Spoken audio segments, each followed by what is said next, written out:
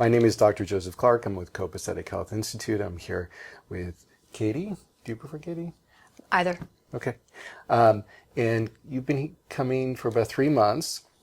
And the reason I asked you to come and share your story, if you felt comfortable with that, is because I'm very inspired by your story. Your persistence, your spirit, your positivity, your willingness to push forward in order to achieve your goal, I think is very inspiring. And so if you don't mind sharing your sort of health story, what you're, as much as you're comfortable with, what you've been dealing with, how you've gone about trying to address it, and what role that this has played in that process. Okay. It really dates back to 2000. My whole right side went numb. I had no use of my right side. I couldn't remember anything, no short-term memory whatsoever. Went to the doctor, went to a neurologist, and he said I had MS. And I just knew, I just had a feeling that wasn't what was going on. Went to another neurologist, he said the same thing. Over a 4-year period, I saw 5 different neurologists, and they all kept telling me, you have MS. You should go on this MS drug.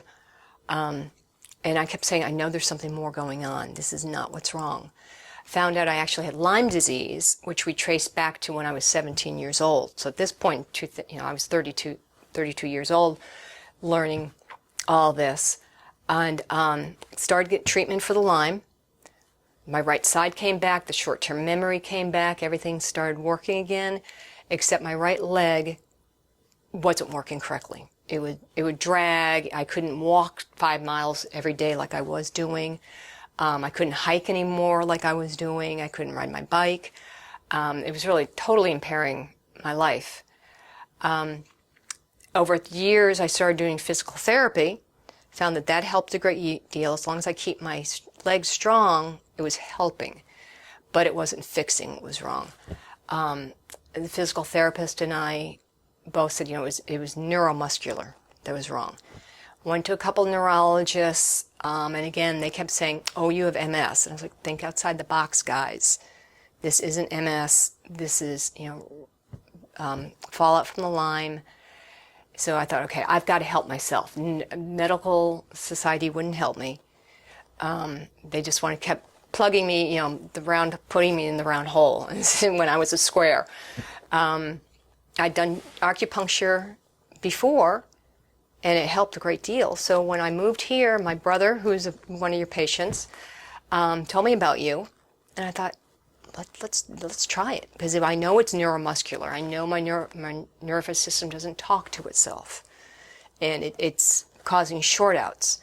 You and I think I've been a patient for about 3 months now, twice a week. I'm seeing improvement. It's slow. It's kind of talked about, it's like moving the Titanic. It's slow, but I've got decades of a messed up nervous system that has to be corrected. But it is helping. I told you last weekend I had gone to a museum and walked around for an hour and a half standing. And I haven't done that in years.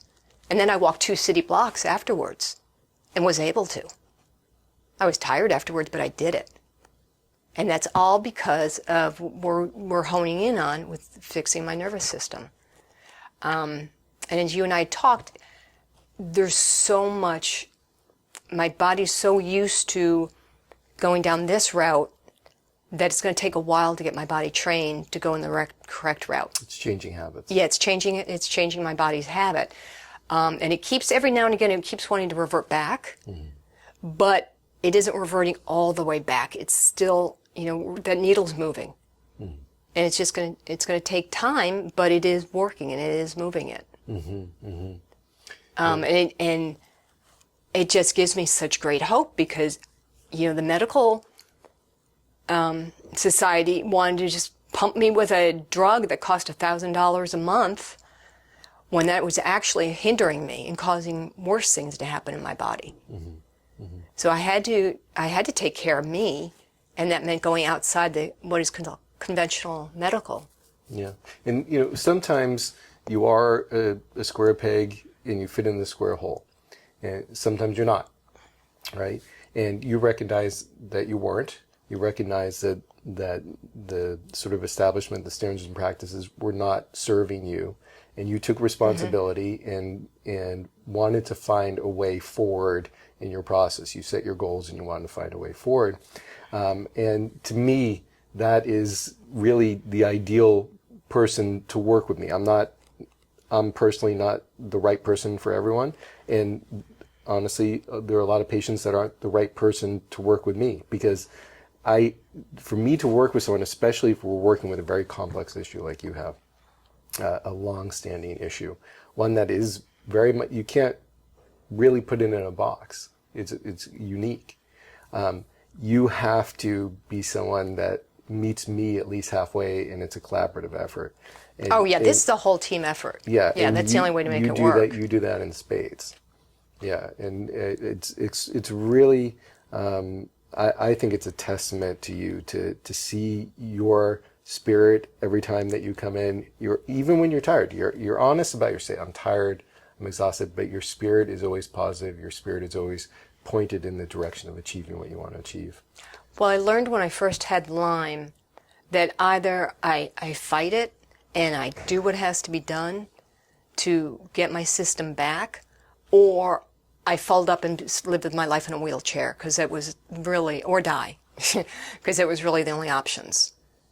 And those are not options. I mean, I'm out here now in Florida, I'm riding a bike, I'm swimming, I'm walking through museums, things that I wasn't doing before. Mm-hmm. Yeah, it's wonderful.